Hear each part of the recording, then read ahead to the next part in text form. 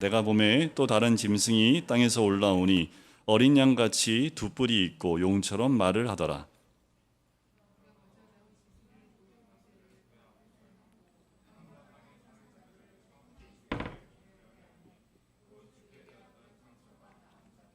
큰 이진을 행하되 심지어 사람들 앞에서 불이 하늘로부터 땅에 내려오게 하고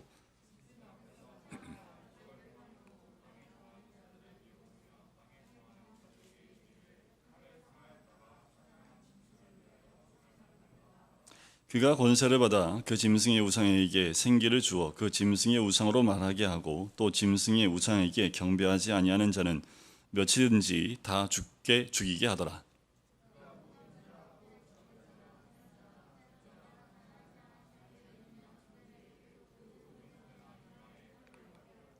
우리 17절 18절 읽겠습니다. 누구든지 이 표를 가진 자 외에는 매매를 못하게 하니 이 표는 곧 짐승의 이름이나 그 이름의 수라. 지혜가 여기 있으니 총명한 자는 그 짐승의 수를 세어보라. 그것은 사람의 수니 그의 수는 666이니라. 아멘. C.S. 루이스라는 굉장히 유명한 저자가 있습니다. 기독교 계통의 우리 기독교인 저자가 있는데 그분이 쓴 책 중에 스크루테이프의 편지라는 책이 있습니다. 이 스크루테이프의 편지의 내용은 풍부한 경험을 가진 악마 스크루테이프가 성도들의 영적 파멸을 위해서 고군분투하는 조카 악마 웜우드에게 쓴 편지의 가상 편지의 내용입니다. 스크루테이프는요 조카 악마에게 얘기를 합니다. 그가 이전에 빛의 천사로 변신하는 연습을 여러 번 했던 것을 상기시키면서 사탄의 사령부가 지령을 내렸는데 그 기본 지침이 뭐냐 하면 사람들을 미혹하기 위해 정체를 숨길 것을 말해주는 내용이 등장을 해요. 마치 양의 탈을 쓴 늑대와 같이 행동하라는 것, 그것이 이 스크루테이프의 편지의 많은 부분을 이야기하고 있는 내용입니다. 계시록을 보면 사탄이 성도들을 어떻게 회방하고 대적하는지를 잘 보여주고 있습니다. 그래서 사탄이 제일 싫어하는 성경책이 다 싫어하지만 요한계시록이라고 얘기를 해요. 즉 성도에게 어떤 싸움이 기다리고 있는지 이야기하고 있는 책이 계시록의 말씀입니다. 우리가 계시록 말씀을 계속 보고 또 깨달아야 될 부분은 마지막 때를 사는 우리가 어떠한 삶을 또 이 마지막 때의 말세에 우리의 싸움이 영적 싸움이 어떤 것인지 우리에게 잘 보여주고 있는 책이기 때문에 그렇습니다. 주님이 이랬으면 좋겠죠. 짠 주님이 해서 우리가 기도하면 악마가 박살이 나고 사탄이 박살이 나는 그런 것을 경험하면 좋겠는데 그렇게 하지 않으시고요. 성도의 인내와 믿음으로 이기는 것이 가장 진짜 큰 권세라고 말씀해 주는 거지요. 계시록뿐만 아니라 성경 어디에도 믿기만 하면 모든 것이 만사형통한다라는 말씀이 어디에도 나오지 않습니다.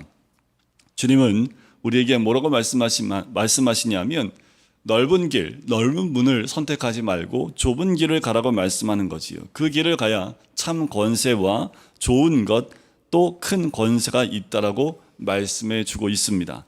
종말은 종교적으로 굉장히 혼탁하고 또 혼미한 때입니다. 거짓 선자들이 말씀을 빙자해서 세상 지혜를 퍼뜨리고 성도를 혼란시키는 그 때문이지요.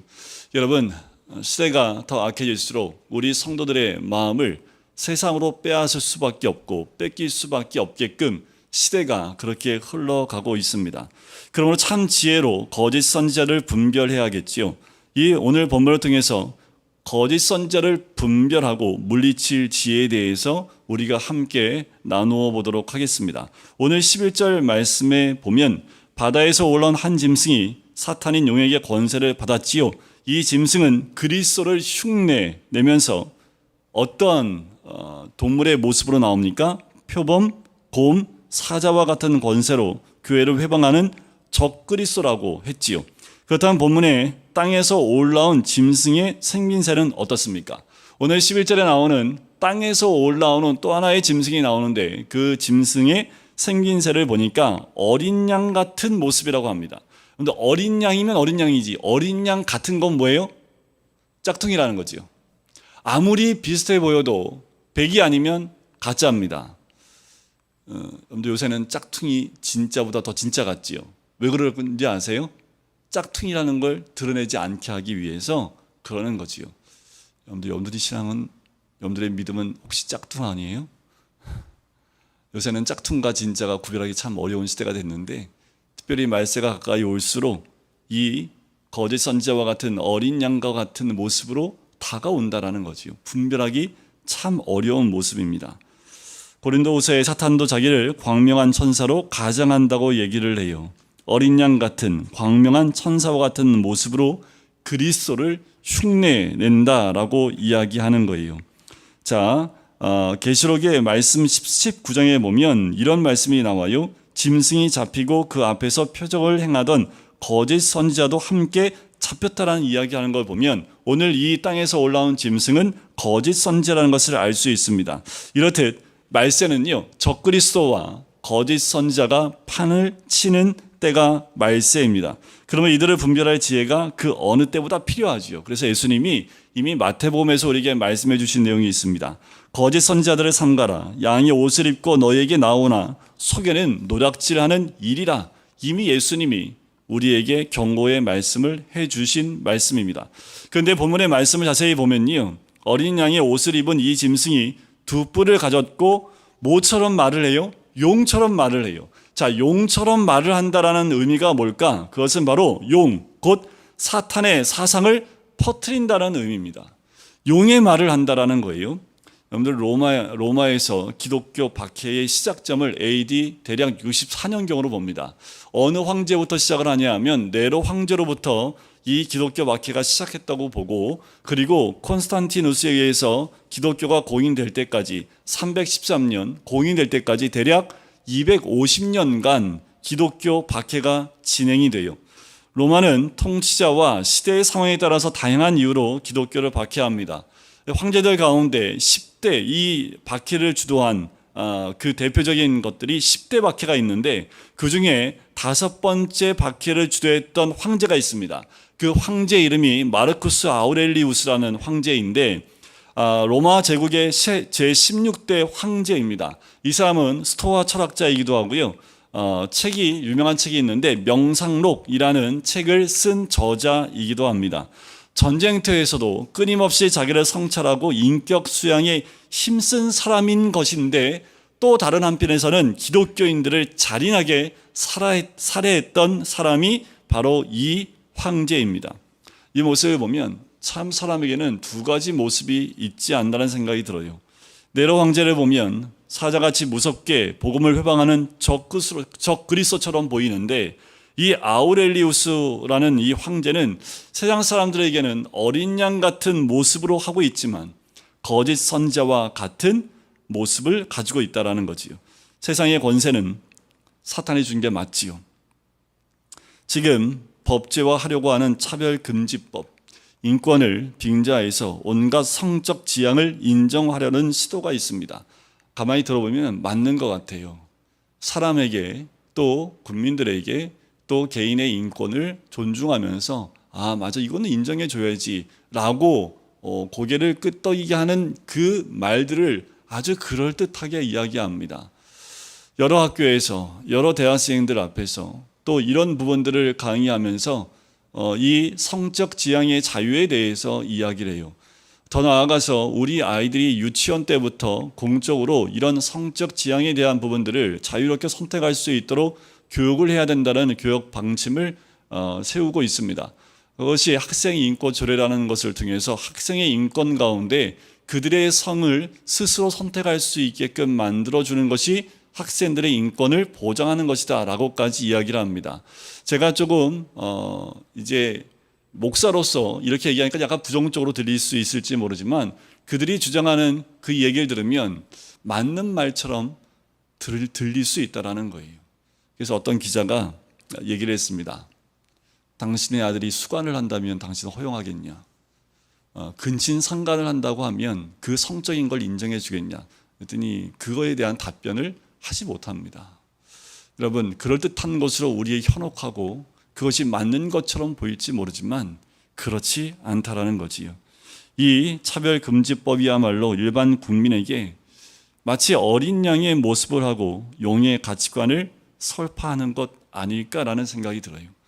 세상에서 많은 들리는 소리들을 우리가 분별하지 못하면 나도 모르게 이런 것들에 현혹돼서 넘어질 수 있다라는 거지요.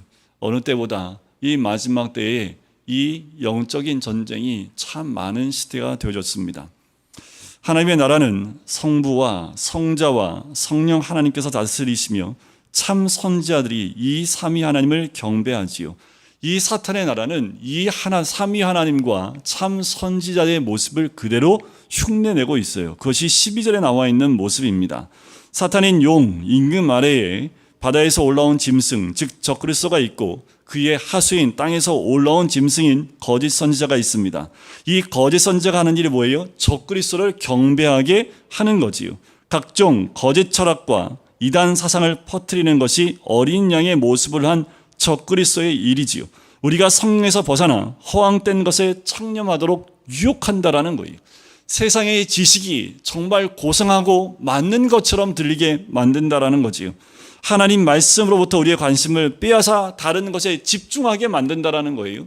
그것이 참 지식이라고 얘기를 하고 지성인이라고 얘기를 하고, 지성인이라면 어떻게 하나님을 섬길 수 있고 교회에 나가서 그런 편협한 것을 따를 수 있느냐라고 얘기하면서 젊은이들이 하나님 말씀을 읽지 못하게끔 그의 머리와 그의 생각을 잡고 뒤 흔들어 버린다라는 거예요. 이단들만 봐도 그렇지요.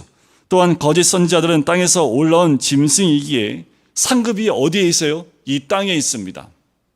우리가 그리스도를 빙자하는 적그리스도를 경배하면 면류관을 주는데 이 땅에서 면류관을 쓰게 된다라고 이야기하면서 미혹을 해요.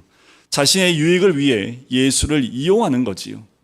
여러분들, 우리 신앙 안에도 이런 신앙 공식들을 많이 이야기합니다. 현혹시키는 거지요.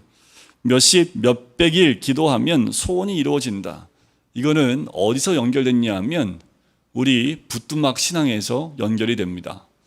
우리 어르신들, 옛날 어르신들 보면 부뚜막에 올라가서 정한수 떼어놓고 100일 기도드리면 그 소원이 이루어진다는 그 사상이 교묘하게 기독교에 들어와서 100일 새벽 기도하면 하나님이 우리의 기도를 들어주신다라는 것으로 탈바꿈이 돼서 참 희한하게 기독교가 아닌데 유교가 기독교가 된 유독교가 나오기도 하고 불독교도 나오기도 하고, 이상하게 불교와 유교가 적당하게 섞여서 기독교 안에 스며들어져 있는 모습을 봐요.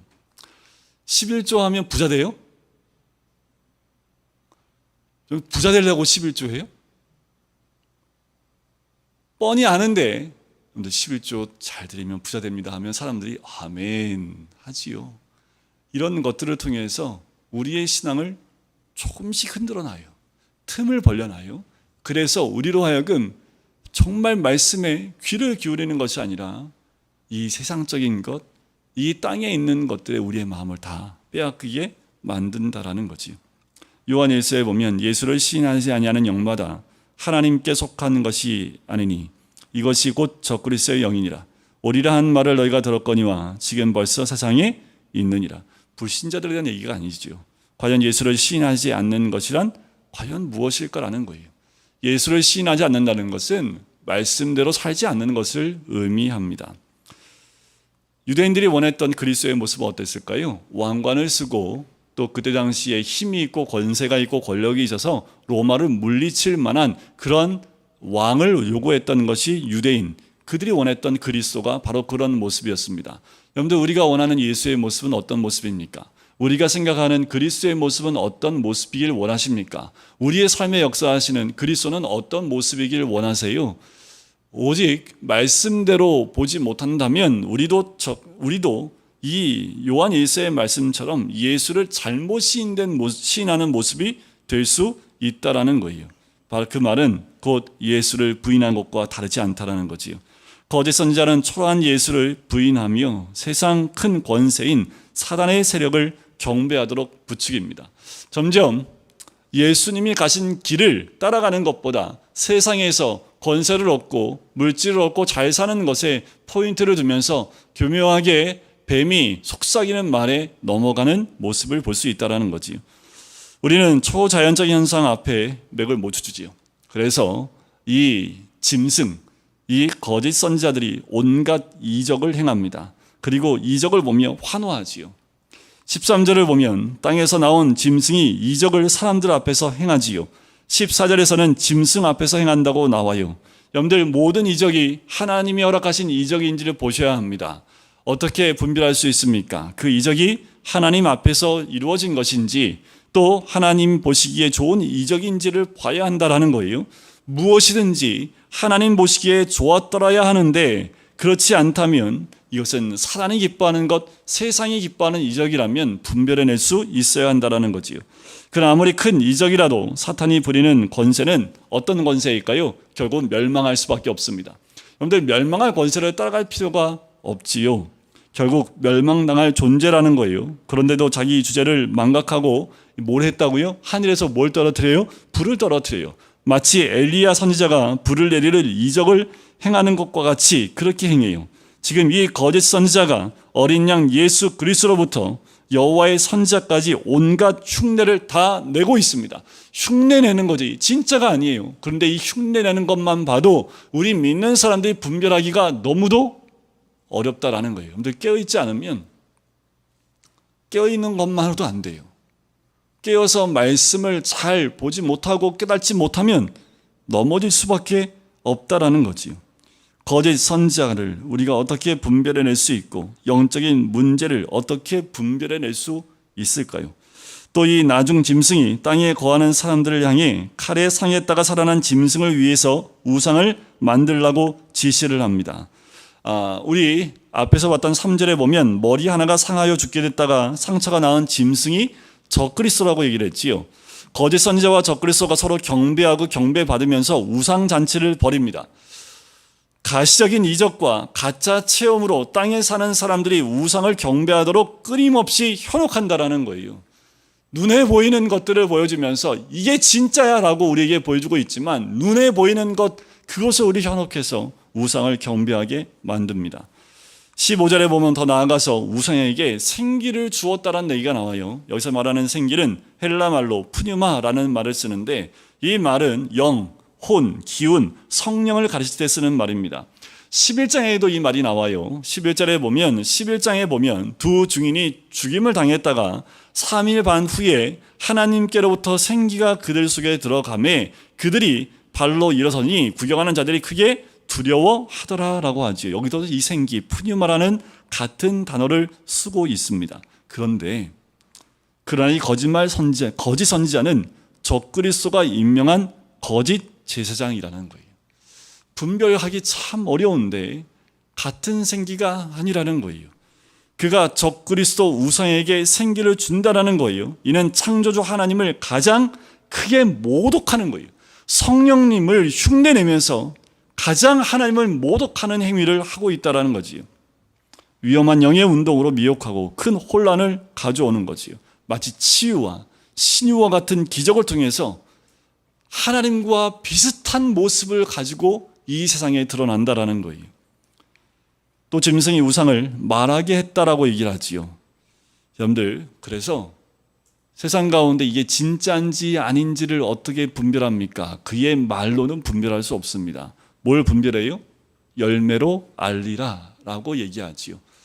예수님도 분명히 말씀합니다. 열매로 알리라. 그 열매는 어디서 드러나는 걸까요? 말에서 드러나는 걸까요? 아니면 삶에서 드러나는 걸까요? 삶에서 드러납니다. 삶에서 열매가 나타나야 진짜 성령이 함께하는 인생이라는 거예요. 성령의 열매가 없이 일어나는 이적은 우리는 경계해야 합니다. 시대가 더 악해지고 종말이 다가올수록 우리의 눈과 마음을 흔들어버리는 이런 일들이 너무도 많이 생겨요. 여러분들, 쫓아다니지 마십시오. 휩쓸려 다니지 말아야 합니다. 진정한 열매가 없으면 그것은 쇼일 수밖에 없어요. 퍼포먼스예요. 사람들의 눈을 그냥 사로잡는 하나의 쇼일 수밖에 없다라는 거지요. 우리 안에 있는 가식, 체면, 더러움을 성령의 도우심으로 도려내야 하는데, 가짜는 자꾸 괜찮다고 하면서 이상한 생기를 불어넣는 거예요. 괜찮아, 다 그런 거지 뭐 교회 다닌다고 별반 다른 거 있어? 교회 다니면 돈 없어도 되나? 교회 다닌다고 맨날 찌질하게 살 필요 있나? 하면서 점점 세상적인 것으로 우리의 마음을 빼앗아 간다라는 거지. 자녀가 우상이 되고 돈이 우상이 되니까요, 자꾸 거기에 생기를 불어넣어요.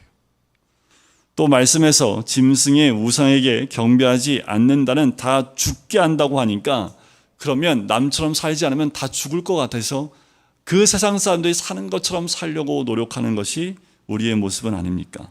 그러므로 늘 깨어서 분별해야 합니다. 결혼도 사업도 마찬가지입니다. 거짓 배우자, 거짓 동업자를 분별해 내야겠지요. 자기 뜻대로 맞춰주면 나 칭송하면서 나의 구세주라고 말할 수 있을지 모르지만, 조금만 의견이 달라지고 수틀려지면 너 죽고 나 죽자라고 달려드는 것이 현대의 모습이지요. 집착적인 것, 이해 타산적인 것은 다 우상입니다. 그런데 우상에게 사랑한다고 얘기하는 거 봤어요? 우상은요, 숭배한다고 합니다. 그런데 하나님을 숭배한다고 얘기해요? 하나님을 사랑한다고 얘기해요? 하나님을 숭배하라고 얘기하지 않습니다. 하나님을 사랑하라고 얘기하지요. 그 기본이 뭐예요? 인격적 관계에 있습니다.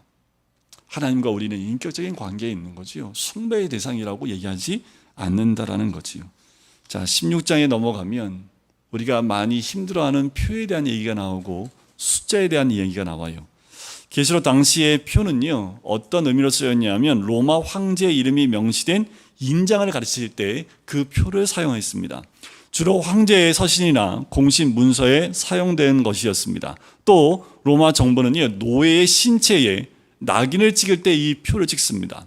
그러니까 이 의미가 뭐냐면 로마의 소유이기에 로마가 보호하겠다는 뜻이기도 하지만 도망갈 수 없다라는 표식으로 그 몸에다가 표를 해두는 거지요. 마찬가지로 본문에 짐승의 표도 하나님의 영광을 가로채려는 악한 시도라고 할 수 있는 거지요.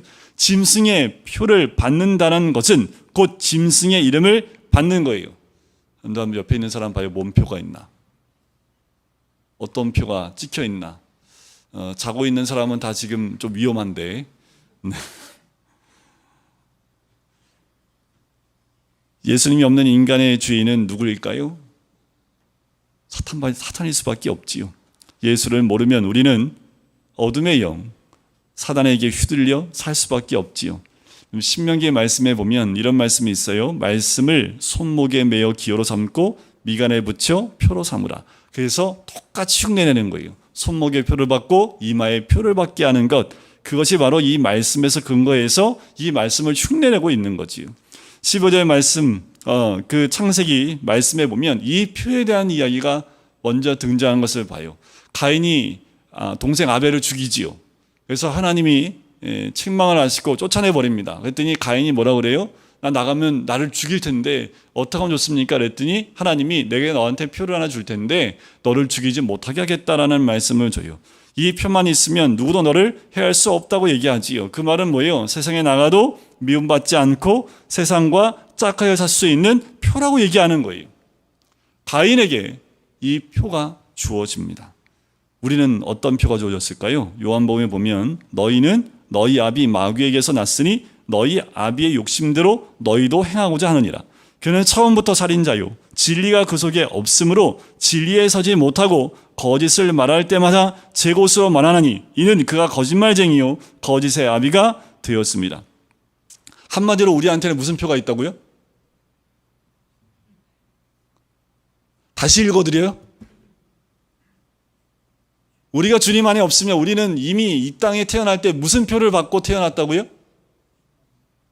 세상의 표를 가지고 태어났어요. 그래서 가만히 둬와요. 우리 애들 태어나서 가만히 두면 거짓말하는 건 기본으로 할 수 있는 아주 탁월한, 엄마 아빠가 교육을 시켜서 이럴 땐 이런 거짓말 해야 돼 라고 말하지 않아도 어떻게 그렇게 잘 거짓말을 하는지, 또 그거는 또 엄마하고 아빠 눈에 정확하게 발견이 돼요. 머리를 쓰고 있구나, 거짓말하는구나. 모든 사람에게는 어쩌면 이 짐승의 이름이 새겨져 있는지 모르겠습니다. 예수를 모르면 세상과 굳이 짝하려 하지 않아도 저절로 세상 가치관대로 따르게 되어져 있지요. 인본주의, 물증만능주의, 경건주의, 세속주의, 쾌락주의, 허무주의 등등의 그 모든 사상에 휩쓸려 살아가게 됩니다. 세상은요, 내 이름을 내라고 얘기합니다. 그래서 사탄이 돈, 지위, 명예로 유혹해 오면 안 넘어갈 자가 단 한 명도 없어요. 그러나 요한계시록 14장에 보면 이런 말씀이 있습니다. 어린 양이 시온산에 섰고 그와 함께 14만 4천이 서 있는데 그들의 이마에는 어린 양의 이름과 그 아버지의 이름을 쓴 것이 있더라. 자, 이마 닦아봐. 이마 닦아보세요. 거기에 어린 양의 이름과 우리 하나님의 아버지의 이름이 있는지.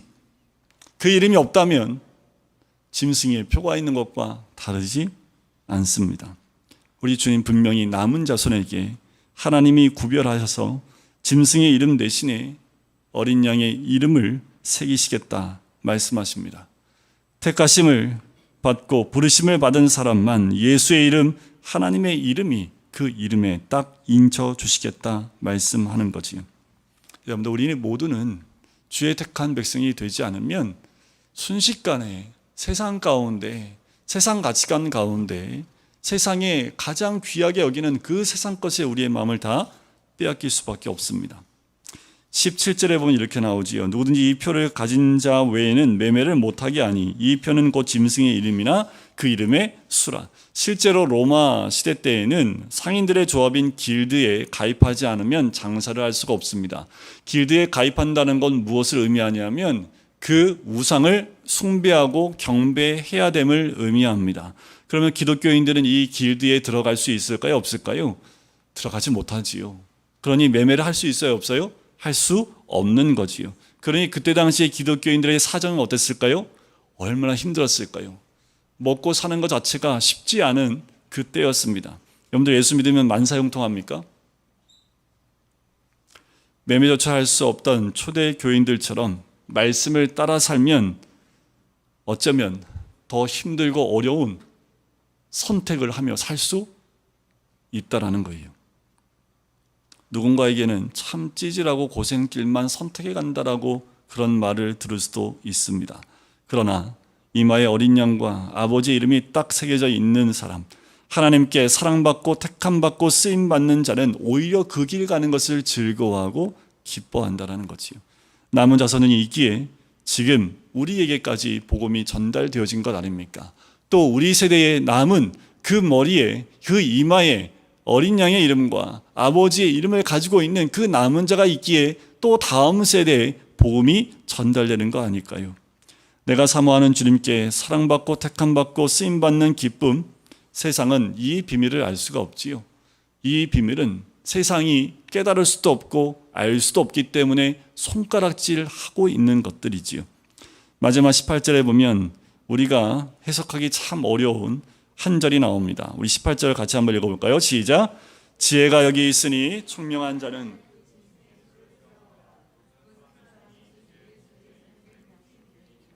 드디어 나올 게 나왔어요. 666 많이 들어보셨죠? 666 세상에서 이 666 가지고 참 많이 장난을 치고 책자도 만들어서 저희 교회에도 뭐 베리칩이나 여러 가지 뭐 옛날에 여러분들 바코드 처음 나왔을 때 뭐라는지 알아요? 바코드 그거 잘 써야 된다고 다 처음과 가운데 끝에 긴 게 있는데 거기 숫자가 없어요.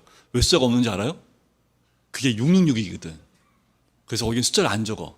바코드 잘 봐요. 바코드 잘 보면 처음에 바코드 내려온 거하고 중간에 내려온 거 끝에 내려온 데는 숫자가 안 적혀 있어요. 다른 데 숫자가 있고. 왜 안 적혀 있다고? 그게 뭐라고? 그게 다 거짓부렁이라고. 자, 여기서 말하는 666 사람의 수로 하나님 수가 아니라고 얘기하지요. 참 지혜 있는 자는 지혜가 여기 있으니 그 총명한 자는 이 짐승의 수를 세어보라라는 거예요. 자, 666은 기독교를 핍박하는 모든 적그리스도의 이름을 상징을 하지요. 계시록이 쓰인 당시에는 로마 황제의 네로를 상징하는 수였다고도 했습니다. 왜냐하면 로마 고대에는 게마트리아라는 게 있는데 뭐냐면 지금처럼 숫자가 있었던 게 아니기 때문에 그 알파벳에 숫자를 부여했습니다. 그러니까 히브리어의 숫자를 헬라어의 이름에 숫자를 부여하는 방식이에요. 예를 들면 알파 베타 알죠? 알파 베타 감마 많이 들어보셨죠? 알파가 1, 베타가 2, 오메가가 800입니다. 그래서 이런 걸 통해서 숫자를 적게끔 했던 거예요. 숫자를 얘기할 수 있게. 그래서 네로 황제를 이 게마트리아로 계산하면 666이라는 수가 나온다고 해요. 그럴 수 있지요. 그럼 666은 끝났네. 네로 죽었으니까. 그때 당시에 상징으로 쓰였기 때문에 네로 황제, 이 계시록이 쓰일 때 네로 황제가 이 666의 숫자에 준한 사람이었을 것이다 라고 짐작은 할 수 있겠지요. 그 외에도요, 히틀러도 같은 수예래요. 히틀러도 같은 수인데 지금 현대의 이 666의 숫자에 맞는 이름이 뭘까 따지고 보면 또 누가 있을까요? 이거 계속해서 이런 거 가지고 얘기를 하면 사람들이 참 잘 들어. 목사님 이렇게 얘기한 건 잘 안 듣는데, 그 숫자 세봤더니 누구 이름이 666가 맞대. 그 사람이 적그리스도야. 하면은 왜 이렇게 사람들이 귀가 쫑긋해하고 걔가 적그리스도래. 왜냐하면 이름을 숫자로 바꿨더니 666이래. 세상 사람들은 666이 뭔지 몰라요. 누구만 얘기를 해요? 그리스도인들 사이에서 막 그런 얘기가. 그래서 어느 사람은, 그 어떤 유명한 사람은 자고 일어났는데 자기가 666이라고 불려주고 있는 걸 자고 일어났는데 그때 들었다고 하는 사람도 있습니다. 로마의 기독교 박해가 극심했기 때문에 일종의 암으로 불렸다고 얘기를 하지요. 그런데 우리가 한 가지 점검해 볼 필요가 있는 게 뭐냐면, 우리가 앞서 묵상했던 재앙들이 있지요. 여러분들, 인재앙이 첫 번째 인재앙부터 여섯 번째 인재앙까지 재앙의 이 내용이 나와요. 그런데 일곱 번째 인을 딱 떼었을 때 뭐가 나옵니까? 하늘나라가 보여지는 것을 볼 수 있죠. 자, 나팔지향도 보면 첫 번째 나팔부터 여섯 번째 나팔까지 보면 이 재앙의 내용이 계속 나오다가 천사가 일곱 번째 나팔을 불자 하느님 나라가 임하는 것을 봐요. 자, 6과 7의 차이점이죠. 늘 6과 7이 대조적인 숫자로 등장을 해요. 6은 성경에서 세상을 의미하고요, 7은 하나님의 숫자로 의미합니다. 그러니까 666은 특정 인물을 가리킨다기보다는 세상 권력과 세상의 지혜를 상징하는 숫자라고 볼 수 있어요. 그러니까 666이라는 것이 지금도 존재해요. 우리를 현혹하는 숫자로 우리에게 다가온다라는 거예요. 아무리 최고라고 해도 666은 777이 될 수 없습니다. 6은 7이 될 수 없기 때문에 6은 아무리 최상의 좋은 것, 아무리 권세가 많다 하더라도 하나님의 권세에 다다를 수 없는 숫자라는 거예요. 그러니 성도의 인내와 믿음이 가장 큰 권세이고, 인내와 믿음은 지혜와 총명으로 나타나는데, 오늘 총명한 자는 그 짐승의 수를 세어보라고 얘기하지요. 이는 내가 하고자 하는 일이 하나님의 일인가 사탄의 일인가 늘 분별하라는 거예요. 우리는 666에 매여 있는 사람인지 아니면 하나님의 숫자에 가까이 있는 사람이고 하나님 숫자를 갈망하며 보고 가는 사람인지 분별해낼 수 있어야 된다는 거예요. 내가 오늘 선택하는 것이 666을 선택을 하고 있는지 아니면 하나님의 숫자인 7을 선택하며 하나님 나라로 가고 있는지를 봐야 한다는 거예요. 이 666이 누구래? 이 666이 어떤 과학적인, 그래서 우리 몸에 뭘 새기려고 하는 것들이래. 이런 것에 현혹되지 말라는 거예요. 성경은 인내와 믿음을 지키라고 하지만 세상은 성도의 인내와 믿음이 반드시 열매 맺는 곳은 아니라는 것을 우리가 알아야 합니다. 우리가 늘 바라보는 건 뭐냐면 이 땅 가운데 큰 열매를 맺어야 그것이 하나님의 능력이고 권세라고 보고 있다라는 거예요. 여러분, 믿음의 보상을 세상에서 받는다고 기대하지 마세요. 그러면 로마의 250년 그 박해 가운데 순교한 그 많은 사람은 권세가 없는 사람입니까? 일제시대 때 믿음 때문에 죽어간 우리의 믿음의 순교자들은 그러면 세상에서 얻은 게 하나 없고 죽었기 때문에 그들은 권세가 없는 사람들입니까? 세상이 박수 쳐주기를 바라지 말아야 돼요. 누구도 나를 알아주지 않고 환경이 바뀌지 않아도 보잘것없는 성도의 삶을 여전한 방식으로 최선을 다해 사는 삶, 그것이 바로 참 지혜라는 거예요.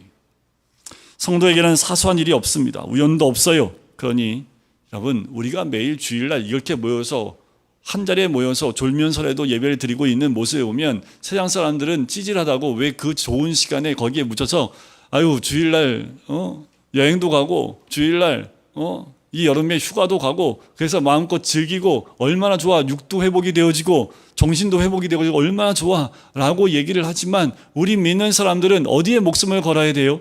예배 한 번에 목숨을 거는 겁니다. 성경 말씀을 공부하는 성경 공부에 목숨을 둬서 제일 첫 번째에 둬야 될 게 뭐예요? 예배와 말씀 공부입니다. 우리의 가치에 가장 중요하게 두는 것, 우선순위를 거기에 두는 거지요.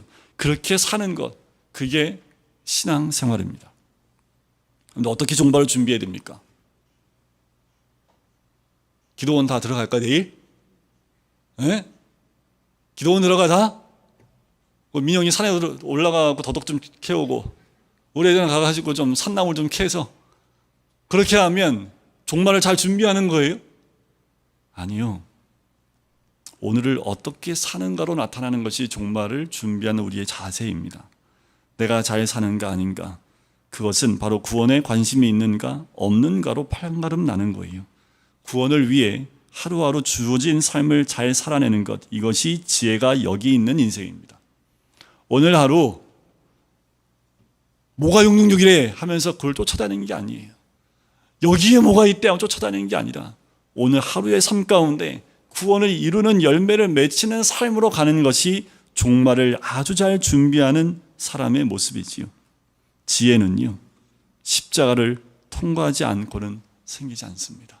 그래서 매일 예배를 통해서 십자가를 통과하고 말씀을 통해서 십자가를 통과함으로 지혜를 얻어, 지혜가 여기 있으니 매일의 삶 가운데 그 지혜를 가지고 참 그 은혜를 누리는 그 삶이 마지막 때를 준비하는, 666만 무슨 의미인지 관심을 갖는 것이 아니라 내 삶에 진정한 열매를 맺는 삶을 바라보는 그 삶이 마지막 때를 준비하는 우리 모든 성도님들의 삶인 줄 믿습니다. 사랑해 주님, 우리 모두는 하나님의 이름을 인침받은, 선택되어지고 또 구원받은 주의 백성인 줄 믿습니다.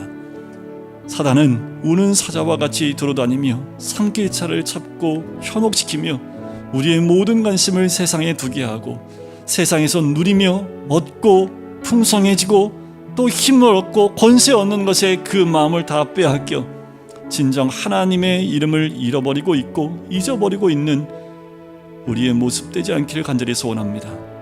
십자가를 통과한 우리들, 참 지혜로 이 세상을 바라보며 분별하며 분별할 수 있는 우리들, 666이 아닌 하나님의 숫자를 바라보며 오늘도 여전히 주의 말씀과 예배에 목숨을 걸며 신앙생활에 목숨을 걸며 주님의 이름을 따라갈 수 있는 하나님의 사람 될 수 있도록 축복하여 주시옵소서. 감사드리며 예수 그리스도의 이름으로 기도드립니다.